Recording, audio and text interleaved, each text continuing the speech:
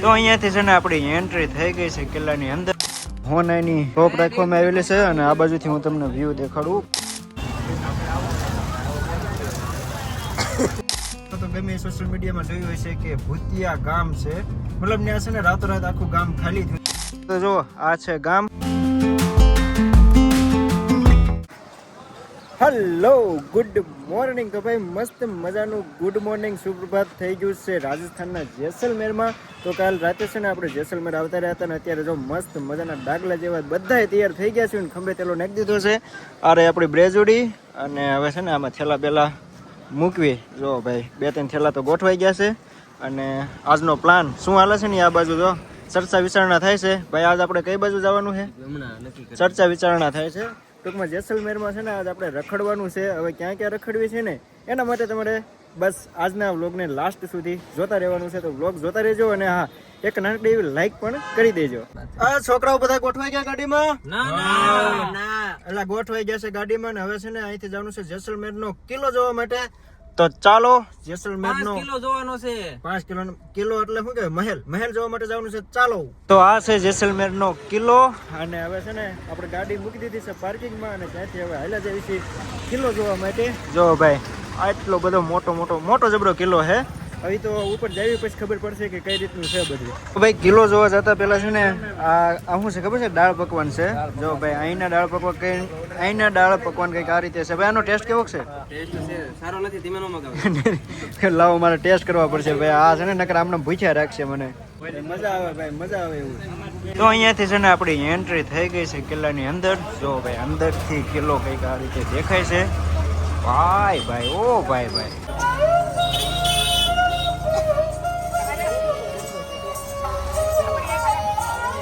મિત્રો ધીમે ધીમે છે ને આપણે કિલ્લામાં ફરવાનું ચાલુ કરી દીધું છે. ભાઈ જો મસ્ત મજાનો કિલ્લો. આનો ભાઈ કલર જોવો. આને કેવો કલર કહેવાય? ગોલ્ડન ટાઈપનો છે. હજી તો આપણે ઉપર જઈ ભૂલ્યા. તો અત્યારે છે ને અમે કિલ્લાની અંદર છીએ અને કિલ્લાની અંદર આવી પાતળી ગલીયું નકર્યું છે. જો ભાઈ આવી રીતે પાતળી ગલીયું છે અને એમાં છે ને કપડાની દુકાન ને એવું બધું છે. મતલબ કે આમાં લોકો રહે છે. 4000 જેટલા લોકો આ કિલ્લાની અંદર રહે છે. Where are you from bro? कहाँ से? इजराइल. ओके इजराइल से भाई आ गए हैं टूरिस्ट लोग. આપણા ગુજરાતના કિલ્લા જેવું કઈ છે ને. કિલ્લાની અંદર દુકાનો છે ભાઈ. જો ગાડીઓ હતા ને હવે કિલ્લાની અંદર તો આવું બધું છે. અને હવે છે ને અમે આ નીચલી ગલીઓમાં હતા. અહીંથી જવાનું છે ઉપર કિલ્લાનો વ્યૂ જોવા માટે.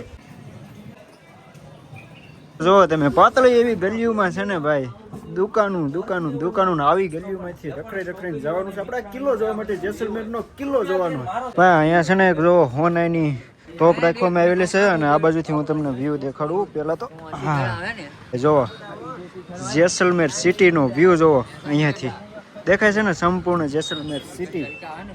ઘરની ઉપર છે ને નકરા ધોળા પાણીના ટાંકા જ દેખાય છે. અને આ છે અહીંનો વ્યૂ. બહુ બધા ફોટા પાડી લીધા. હાલો ને તડકો લાગે છે મિત્રો. કાળા પડી ગયા બધા. બહુ તડકો લાગે. ઉપરથી કાળા થઈ ગયા. પણ કઈ વાંધો નહીં. પહેલી વાર આવું બધું જોયું હોય ને તો થોડોક તડકો જોઈ લેવી. ફોટમાં આપણે રખડી લીધું અને હવે કઈ બાજુ જઈએ ને એ કાંઈ નક્કી નથી ભાઈ. સાંજના પછી જવાનું છે આપણે. સાંજના 4-5 વાગે ડિઝર્ટમાં રણમાં જવાનું છે. બાકી અત્યારે ક્યાં જઈએ કાંઈ ખબર નહીં.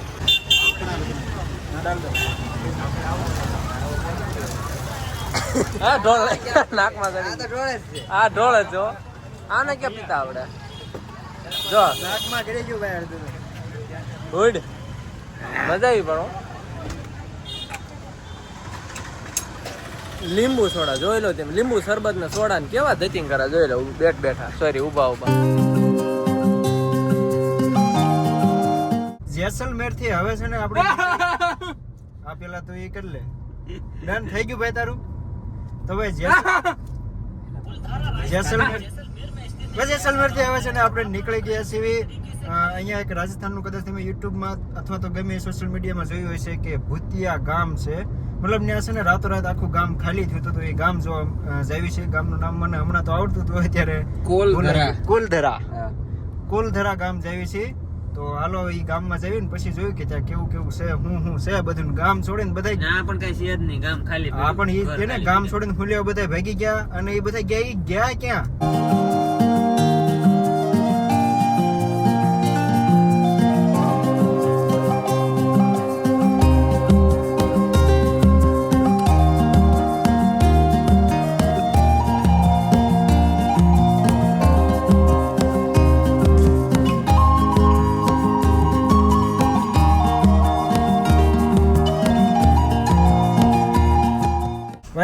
કુલધરાના એન્ટ્રી ગેટે આવી ગયા છે ને અહીંયા છે ને પર પર્સન 30 રૂપિયા ટિકિટ છે અને જો તમારી પાસે ગાડી લઈને જતા હોય તો ગાડીના 50 રૂપિયા અલગથી આપવાના એટલે આપણે આપી દે કેટલા આપવાના તમારા બધાને કાંઈ વાંધો નહીં એલો ભાઈજી આપી દો ભાઈ 170 રૂપિયા આપી દો 170 રૂપિયા થાય છે અમારા પહોંચી ગયા આપણે કુલધરા ગામ અને આ જો ભાઈ આ છે ને આ સ્પેશિયલ પાર્કિંગ છે અને પાર્કિંગમાં અત્યારે અમારી એક ગાડી સિવાય બીજી એકેય ગાડી નથી આ અત્યારે 2-3 ગાડી હતી પણ એ તો અત્યારે વહી ગઈ છે તો કુલધરા ગામ આપણે પગી ગયા છે ગામ છે ને આ બાજુની સાઈડ છે આ ધારની પાછળની સાઈડ તો હાલો એ બાજુ જાવી અને જોવી ખરા તડકાના ભાઈ અમે છે ને અહીંયા આવ્યા છીએ અને આવી રીતે જો કંઈક બનાવેલું છે મહેલ જેવું આ બધું આ બાજુની સાઈડ છે અને આ બાજુની સાઈડ છે ને નાના નાના મકાન છે હમણાં તમને એ બાજુ હોતે દેખાડું એ બાજુના જે મકાન છે ને એ બધા મતલબ પડી ગયેલા છે તો અહીંયા લગભગ 200 વર્ષ પહેલાં આખું ગામ ખાલી થઈ ગયું હતું રાતો રાત 1825ની સાલમાં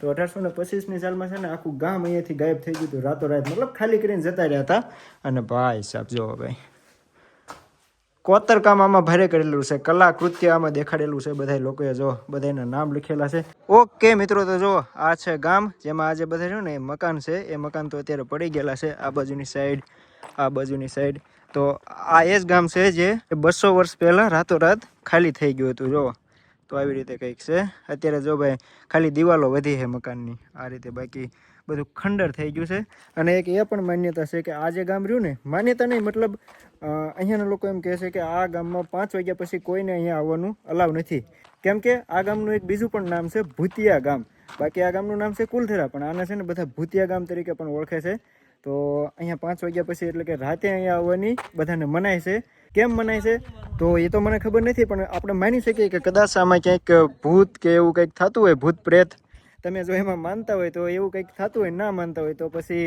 આપણને કંઈ ખબર નહીં બાકી આ ગામ છે જો ભાઈ અત્યારે કોઈ એટલે કોઈ નથી અમારી સિવાય કોઈ ટુરિસ્ટ પણ અત્યારે નથી કેમ કે ખરો તડકો છે ભાઈ ભાદરવાનો તડકો થોડોક બધાથી સહન થાય હું અત્યારે છે ને આવી ગયો છું આ ગામમાં રહેતા હતા ને એ લોકોના ઘરમાં તો ભાઈ ઘર જો અત્યારે કંઈક આ રીતે છે બધું પડી ગયા છે ભાઈ એટલા વધ્યા છે થોડા તો આમાં છે ને કહેવાય છે એવું કે જ્યારે આ ગામ ખાલી કર્યું ને ગામના લોકોએ પોતાનું જે કંઈ રસોઈ કરતા હોય ને એ રસોઈ એમણે સુલે હતી ભૂતનું ગામ આપણે અવાજ ચાલુ થઈ ગયા છે ભાઈ બીક લાગે એટલે આપણે અહીંથી 5 વાગ્યા પહેલા જ અહીંથી આપણે રામ નીકળી જાય છે કેમ કે આમાં તે 5 વાગ્યા પછી આ ગામમાં કોઈને રહેવા નથી દેતા એટલે આપણે છે ને હવે અહીંથી નીકળી જઈએ હવે જવાનું છે આપણે રણમાં ડેઝર્ટ સફારી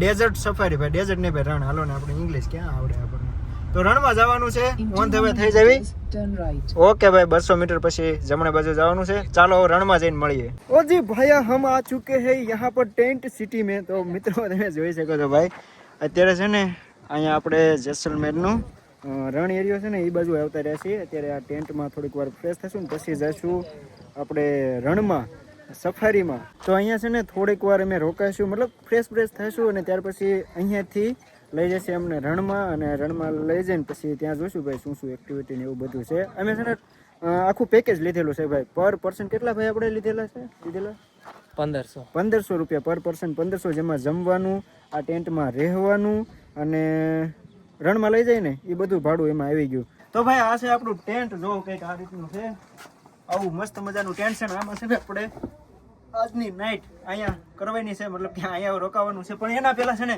જવાનું છે ક્યાં ખબર છે જવાનું છે રણમાં મેં તમને ઓલરેડી કહી દીધું છે તો આપણે જવાનું છે રણમાં જઈને શું હોય એ આપણને અત્યારે કાંઈ ખબર નથી પહેલી વાર આવ્યા છીએ ને એકચ્યુઅલી કાંઈ વાંધો નહીં હાલો થોડાક ફ્રેશ થઈ જઈએ મિત્રો મારે છે ને તમને બધાને એક વાત કહેવી છે તો વાત એવી છે કે આપણો આ બ્લોગ છે ને ઓલરેડી ઘણો બધો લાંબો થઈ ગયો છે તો આપણે જે રણમાં જવાનું છે ને રણ સફારી રણમાં જે કંઈ એક્ટિવિટી થશે ને એ બસ બ્લોગ હવે આવવાનો જ છે તો સબસ્ક્રાઈબ કરીને રાખો હાલો આના પછીનો જે બ્લોગ આવશે ને એ રણનો બ્લોગ આવશે ને એની અંદર જે કાંઈ આપણે પહેલી વાર જઈશું આપણો અનુભવ ને એ બધું તમને જોવા મળી જશે તો ચાલો સબસ્ક્રાઈબ કરી નાખજો આજના બ્લોગને આપણે છે ને અહીંયા પૂરો કરી દેવી બ્લોગમાં મજા આવી લાઈક કરી નાખો અને સબસ્ક્રાઈબ કરી નાખો અને આ ફેસબુક વાળા તમે બધા ફોલો કરી નાખો ચાલો મળીએ મસ્ત મજાના રણના બ્લોગ સાથે આવતીકાલે ત્યાં સુધી બાય બાય હાલો હું ફ્રેશ થઈ જાઉં ને પછી જવાનું છે ફટાફટ રણમાં બાય બાય